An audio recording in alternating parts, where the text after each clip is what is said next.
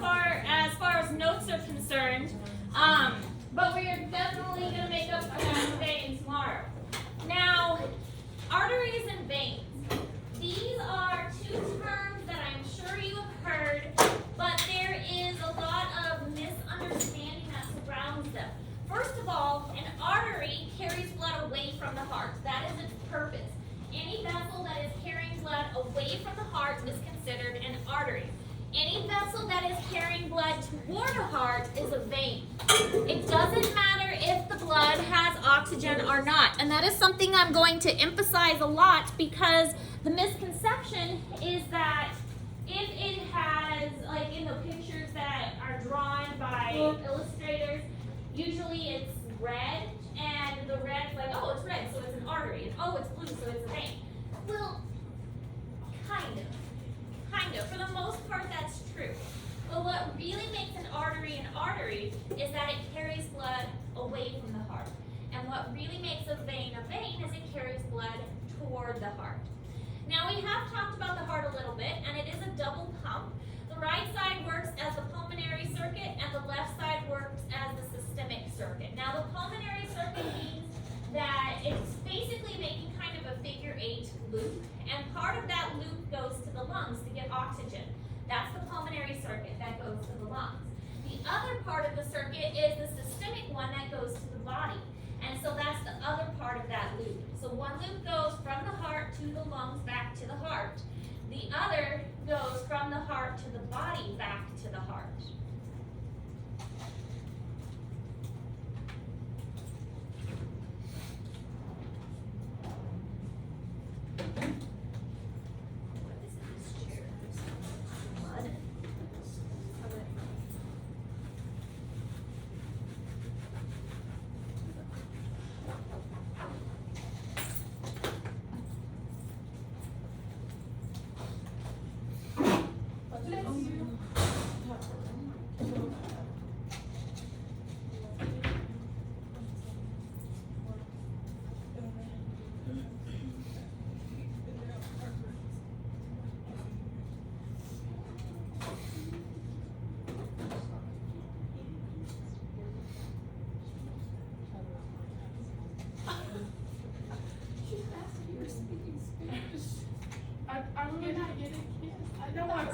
I'm sorry, I gibberish. Sorry.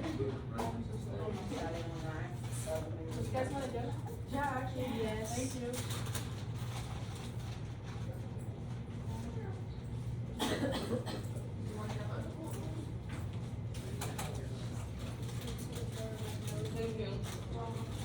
Okay, so this is very similar to the picture that I want you to draw for your cardiovascular drawing. This shows the arteries and the veins, and it shows the double, like the figure 8. So here's one loop that goes to the lungs, and here's the other loop that goes to the body. So I also want you to indicate which is oxygenated and which is deoxygenated. So this one oxygenated, this one deoxygenated.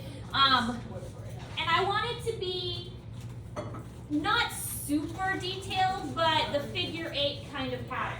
Okay, so going to the lungs, going to the body, and back to the heart. So this is similar to what your cardiovascular drawing is going to look like. It doesn't have to look exactly like this. However, there are specific things in your drawing that you're going to need to label, specifically with the heart. I want you to label the valves and the chambers of the heart as well. And of course, it needs to be colorful, because you know me in color. So that was what we need to draw? Yes, something similar to this. It doesn't have to be this exactly, but indicating that it goes from the heart to the lungs and back, and from the heart to the body and back. Is that what, is this This should be in Google Classroom. Bless it. Okay, so pulmonary versus systemic. Pulmonary circulation is blood flows from the right side of the heart to the lungs and back to the left side. So it goes from that right ventricle, gets pushed to the lungs, and comes back to the left atrium. Now it's oxygenated. From there, it's going to go into the left ventricle, and from the left ventricle, it gets pushed to the body, and then returns back to the right atrium, and that's the systemic circulation. The systemic circulation has oxygen-rich blood, drops that oxygen off at the tissue level, and then comes back to the body deoxygenated. Then the pattern repeats itself. It has to go back to the lungs, pick up oxygen again, come back to the heart, and then that pushes it back to the body to drop off that oxygen.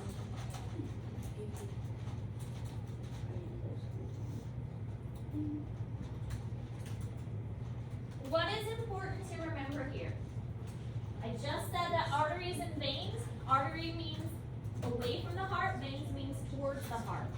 In the pulmonary circuit, the arteries carry deoxygenated blood, and the veins actually carry the ones that have oxygen. So it's reversed from what you typically think. In the pulmonary circuit, the veins are going to the heart, but they have a lot of oxygen because they just came from the lungs. The arteries in the pulmonary circuit have very little oxygen because they just came from the body that sucked all the oxygen away. So it's kind of reversed than what we see in the rest of the body. So it's important to keep that in mind.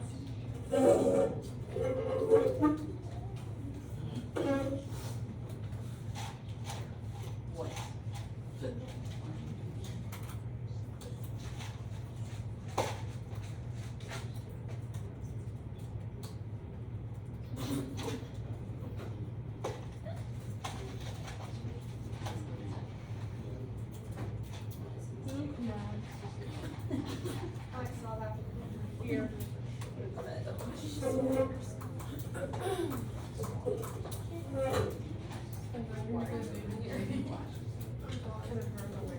Okay, when you were scraping that on the table. Those are white pants. Oh, fuck. Put her finger in your white pants. She put her finger in your I like that. I think they're cute. You like to put finger up his butt? Yeah, no, I love it. We know you do. Ow! You pulled my hair. Okay, this is another picture that would be really good for your cardiovascular drawing. This one is in Google Classroom. So this is also what I'm looking for. You've got the heart, you've got it detailed. The going to the body, which is a systemic circuit, going to the lungs, which is a pulmonary circuit. Also shows which color is which. Also has arrows showing which direction the blood flows. So this one is in Google Classroom, and this would be another one that would be good for the cardiovascular drawing. Okay, so the valves of the heart.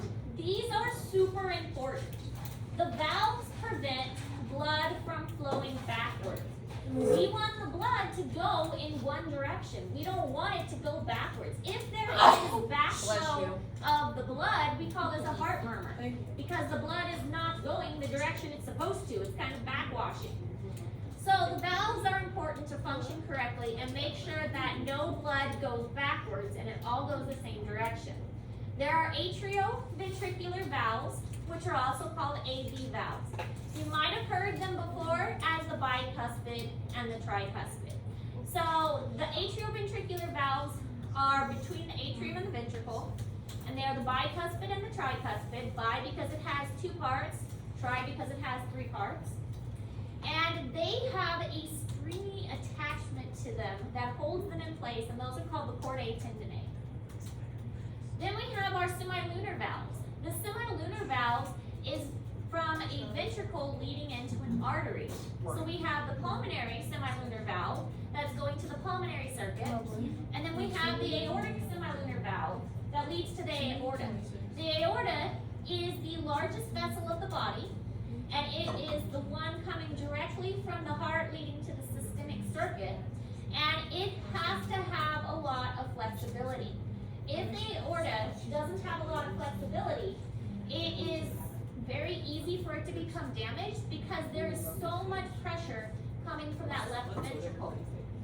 That left ventricle is pushing very hard, has a very thick wall to make the blood go to the body, and that aortic semilunar valve is really important to make sure that the blood is not flowing backwards. It's called a semilunar valve because it's kind of lunar like a moon, so it's kind of curved like a moon, like a half moon shape.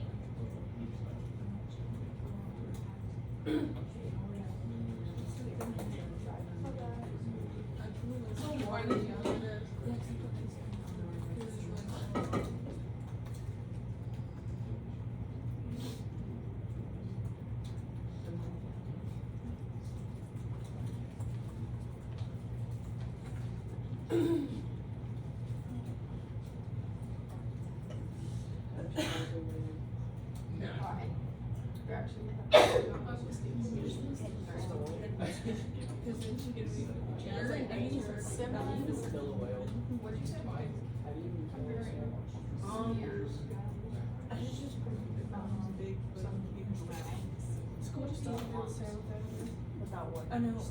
This popped up in my memories. Without who? This popped up in my memories today. This was for my all the vaccinations. Can you just one sec? Actually, I was gonna visit. I have PG today. I was gonna say vaccinations during the day. She's on the toilet. I can't remember who, but this one. Oh. I was like, I don't know who it was. Somebody told it yesterday. Oh, yeah. No, it was yesterday. I wasn't here yesterday. Oh, well, then it was Friday. Or no, Monday. Dude, all the days are mixed up. Every day's the same. Phil has school tomorrow. His has school tomorrow, Friday, the weekend. Monday, Tuesday, Monday, Tuesday. Because, like, it's been so slow, I think. Okay, so this is showing the two types of valves and kind of how it works. You can see the AV valves, the atrioventricular valves. They have more of this stringy part to attach them. And again, that is the chordae tendineae, that's the stringy part. We will be able to see that in the heart dissection that we do. It's pretty obvious when we cut it open, we'll be able to see the chordae tendineae. The AV valves are a little harder to spot because they're kind of tucked up in the vessels, and sometimes with these heart dissections, they cut the vessels really close to the heart. So sometimes the semilunar valves are difficult to find. But again, the way it works is the blood presses on it in this direction, and it makes it so it's close. So you can see that as it's pressing, it's not going to be able to go the other way, but it will be able to flow the direction that it's supposed to. Now, the blood of the heart itself does not nourish the heart. It's just for pumping. So even if you've got healthy blood inside the heart, it's not going to help the actual heart muscles. The heart muscles need its own separate supply of blood. And there are several vessels on the outside of the heart, but the ones you're going to be responsible for, we'll see that in a moment on the picture. There are coronary arteries, cardiac veins, and a coronary sinus. The coronary arteries branch from the aorta to supply the heart muscle with oxygenated blood. So it's coming directly from the aorta, so it's got a lot of oxygen, and it reaches the heart very quickly. So the coronary arteries make sure that the heart muscles themselves are getting a fresh supply of blood. The cardiac veins drain the myocardium of blood, and then the coronary sinus is a large vein on the back of the heart, the posterior, and it receives blood from the cardiac veins. So it's kind of a receiving area that collects the blood that no longer has oxygen. So these are all veins on the surface of the heart, and they are important because they provide the nutrients for the heart itself. So you can see them on this model here. Actually, this one's really good, even though it's missing some. All of these on the outside of the heart, these are the cardiac veins, and these are the arteries. And this is the sinus, this big one here at the back. That's going to collect the blood that's coming from the veins of the heart.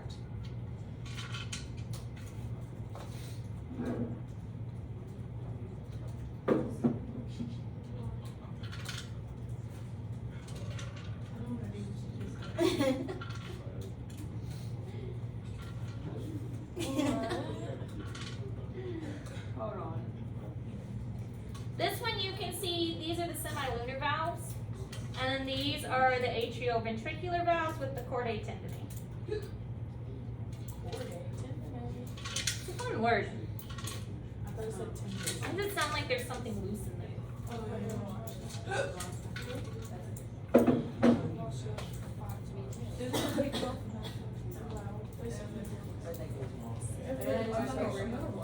My favorite is also.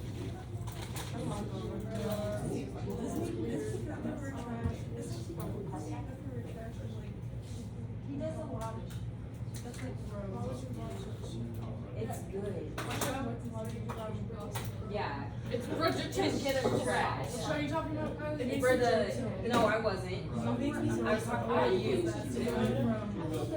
You show? I like that show. Exactly. It's watch trash. People say it's good. It is good. It's very good. Yes, it is. Yeah. Like you get with the guy, you know that stalked you like a month before you came in. What? She was like, I seen this thing on Facebook that was like, it was like a picture of me. It was like a picture of him, and it was like, how was your day? And it's like, you know, it was. That's literally how. It could, and it could happen to you, and guess what? You'll be uninformed. Okay, so here is a picture of the heart. This is in Google Classroom, and pretty much all of this you need to know.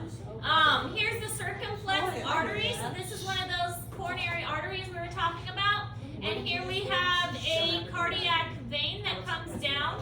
So you'll see that there's both an artery and a vein kind of in the same area. This is along the septum that divides the two ventricles. We should be able to see this when we dissect the heart. Also the ones that kind of come around and are tucked in to the atrium and ventricle. So here's the atriums, and then one ventricle and the second ventricle. Okay, any questions about any of that? No, man. All right, so